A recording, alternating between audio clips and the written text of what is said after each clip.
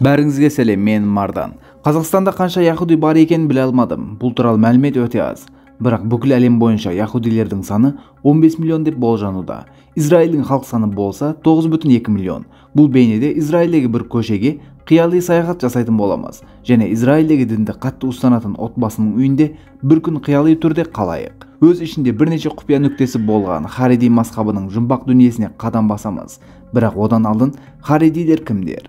Харидизм орта ғасырлық Еуропадағы геттоларда тұратын еврейлердің өмір салтын жалғастыруды таңдаған топ. Харидилер әсіресе әйелдерге деген көзқарасымен ерекшеленеді. Яхудилердің үйіне әлі кірмей тұрып, есігінің оң жағында мезуза деп аталатын және ішінде Тәураттың мәтіндері болған құты сияқты затты көресіз. Әрбір діндар яхуди үйге кірерде және шығатын кезде бұл мезузаны ұстайды және сүйеді. Егер үй иесіне бұл үйге қалай келгенін сұрайтын болсаңыз, үйге келмей тұрып, иудаизм сенімі бойынша оқылған бір сумен үйді тазалағанын айтуы табиғи. Бұл істі үйдің ескі иелерінің үйде жасаған күнәларынан тазарту үшін жасалынады.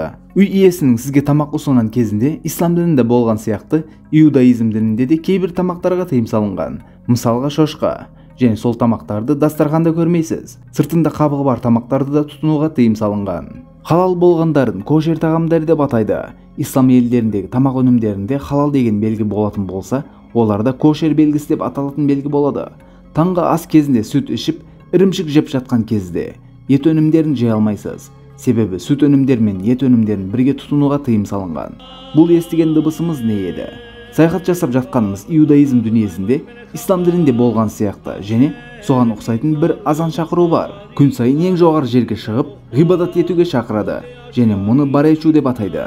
Егер бір еврейдің ғибадат еткен кезін көретін болсаңыз, әрекеттері ислам дініндегідей намаз оқыған кездегі әрекеттерге ұқсағанын көресіз.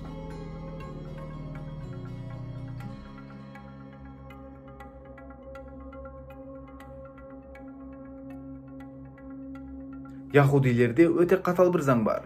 Олардың сенуі бойынша Құдыс жерлеріне ешқандай шошқаның аяғы тимеу керек және ол жерлерге ешқандай шошқа жақындамау керек. Бірақ соған қарамай, Құдыста шошқа өсіретін шаруашылықтар бар. Қызық жері болса, бұл шошқалардың аяғы ешқашан топыраққа тигіздірілмейді. Осы тәсілде өсіріліп Еуропаға экспортталады. Яхудилер бойынша отбасы ішіндегі қарым-қатынасты нығайту үшін ерлі-зайыпты арасында болатын жыныстық қатынасқа ең қолайлы күн, ең қасиетті күні шабат күнінің түнгі кезеңі, яғни сенбі күнінің түнінде. Осы себепті бұл күні оларға қонаққа баратын болсаңыз, үй иесі сіздің үйден сыртқа шығуыңызды сұрай алады.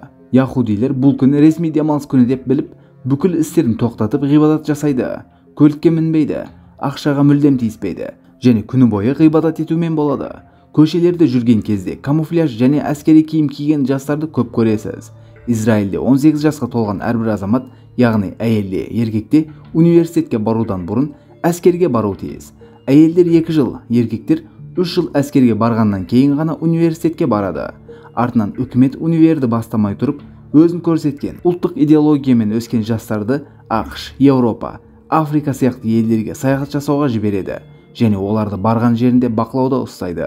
Осылайша әскер кезінде және саяхат кезінде санасы дұрыс қалыптасқан жастар университетті бастары алдында бұл өмірден не қалайтынын білгендіктері үшін, өздерінің қай салаға бейім екенін білгені үшін қалаған мамандығын таңдап, университетті ашық санамен оқып шығып, қоғамға пайдалы адамға айналады.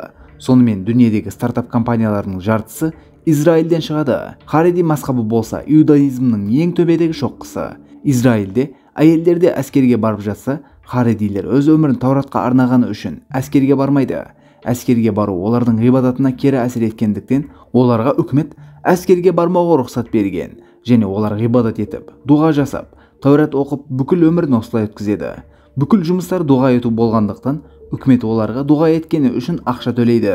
Еркіндіктің мүлдем жоқ болғаны, тіпті өмірге келген кезден бастап өлгенге дейін Тауратпен өткен бір өмір. Білім және технологияға байланысты ешбір білімдер жоқ. Қазіргі таңда бизнес әлемінде адамға керек болған қабілеттердің біреуі де жоқ. Еркектер қара киім, қара шляпа киіп жүреді. Бас киімсіз дұға етуге болмағандықтан, олар кипа деп аталатын исламдағы тақияға ұқсас бас киімді пайдаланады. Тауратта басыңыздың төбесіндегі шаштан басқа жерлерін кесуге болмайды дегені үшін пеот деп аталатын шаш үлгісімен жүреді. Яғни басының екі тарапынан шаш uzun болып шығып тұрады. Достар, видеоны тоқтаттым. Сіздерге кішкене бір нәрсе айтып өтейін. Достар, видеомыз көпшіліктің алдына шығу үшін сіздердің қолдауларыңыз керек. Видеоға көбірек лайк басып, комментарий жазып қолдай аласыздар. Бұл канал үшін өте маңызды. Сіздерден сол үшін арнайы өтініш сұрап тұрмын. Өзіміздің каналымызда постоянно видеоларды қарап жүретін, видеолардың тоқтамай шығуын қалайтын достарымыз комментарий жазып, әрине лайк басып, видеоның соңына дейін көрсін достар. Бұл каналымыздың дамуы үшін өте маңызды достар. Сол үшін сіздерге арнайы өтініш жасадым достар. Олай болса видеоны жалғастырайық. Әйелдер болса қара киім киіп жүреді. Әйелдер өмірге бала алып келу қабілетінен айырылғанға дейін өмірге бала алып келуге міндетті. Жас балаларға жас кезінен бастап пеот деп аталатын шаш үлгісімен жүру үйретіледі. Қара киімдер кигіздіріліп, дін мектептеріне беріледі. Көптеген яхуди балалар мектептерде дұрыс емес идеологиямен және дұрыс болмаған психологиямен тәрбиеленеді. חושבים על ירושלים בעוד 10 שנים.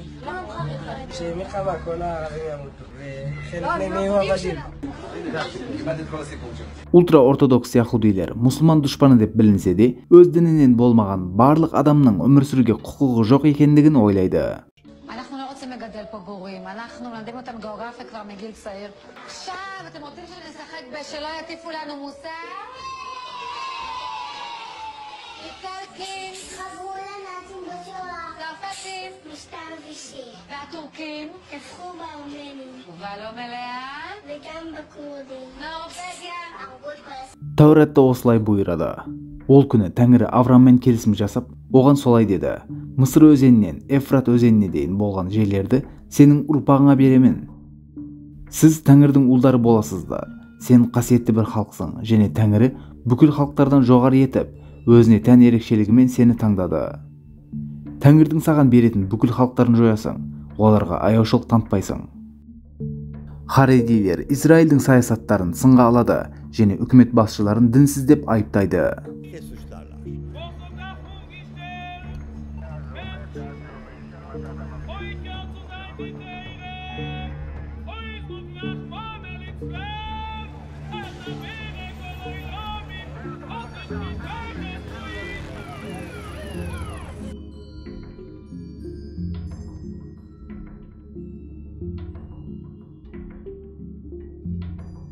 Оларда ерлер мен әйелдер қол ұстасып амандаспайды. Автобуста да бөлек отырады. Теледидар және ғаламтор олардың өмірінде жоқ. Bir кездер бір бала бар еді. Қазір ол шайтанға айналды. Кейбір телефон өндіретін компаниялар харедилерді пайдалана алсын деп, функциялары шектеулі телефондар өндіріп, нарыққа ұсынады. Компьютерлер қауіпті. מחשב בבית בתחום לילדים זה בהחלט ההפך מהחינוך שאנחנו מחפשים לתת לילדים. מחשב זה פתח לכל העולמות וכולם יודעים מה זה היום האינטרנט או המחשב עצמו. Кейбір отбасыларда болса, әйелдер үйлерінің ішінде де, тіпті душқа түсіп жатқан кезде де киім кию керек.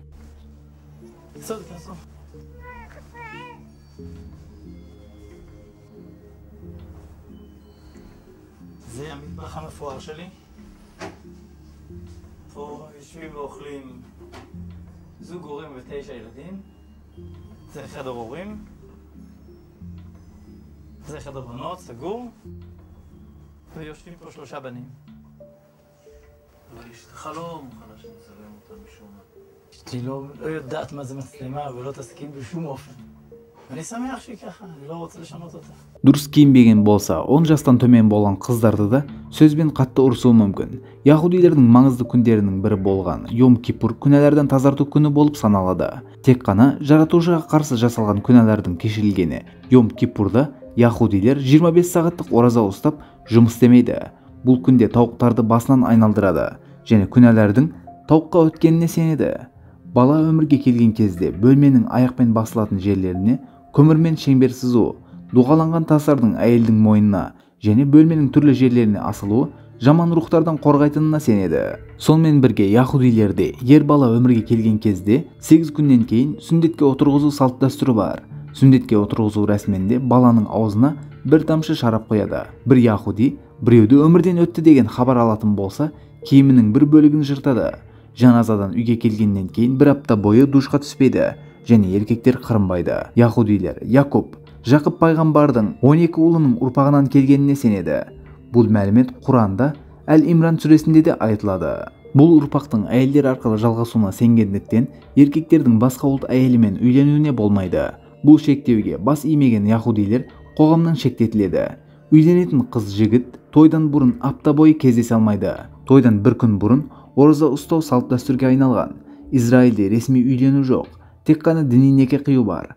Яхуди заңы бойынша үйлену жасы ерлер үшін ең аз 13, әйелдер үшін болса ең аз 12 жас болса да, көбінесе 18 жасқа толуын күтеді.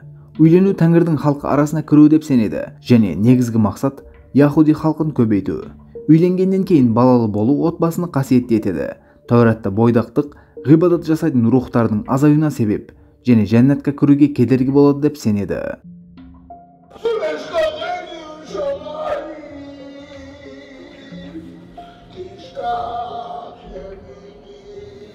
Тіпті харедилерде босқа ағызылған шахуат ұрығы қылмыс болғандықтан, ұрықты босқа төгуге апаратын барлық жолдарға тыйым салынған.